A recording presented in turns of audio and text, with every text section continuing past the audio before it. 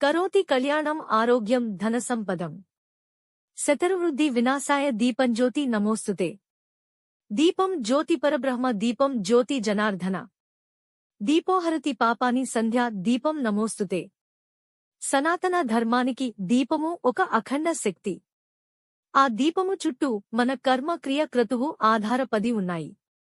దీపము అనేది కాంతికారకం, తేజోదాయకం. మనలని అంధకారం నుంచి జ్ఞానము, సంస్కారము అనే వెలుగులోకి నడిపించడమే ముఖ్య ఉద్దేశ్యం. అందుకే పగలు సూర్యకాంతి వలన ఏర్పడే వెలుగు ఉపశమించే సమయానికి ప్రదోషం అవ్వగానే చీకటి పడే సమయంలో సంధ్యాదీపం వెలిగించి ఇంట్లో దీపాల వరుస ఏర్పాటు చేయాలి. అలాగే జగన్మాత అయిన శ్రీ మహాలక్ష్మీదేవిని ఆరాధించాలి. లక్ష్మి కేవలం ఐశ్వర్య కారకులరాలు మాత్రమే కాదు, ఆరోగ్యము, స్థితి కారకత్వానికి, విజయానికి, సౌభాగ్యానికి కారకురాలు. ఓం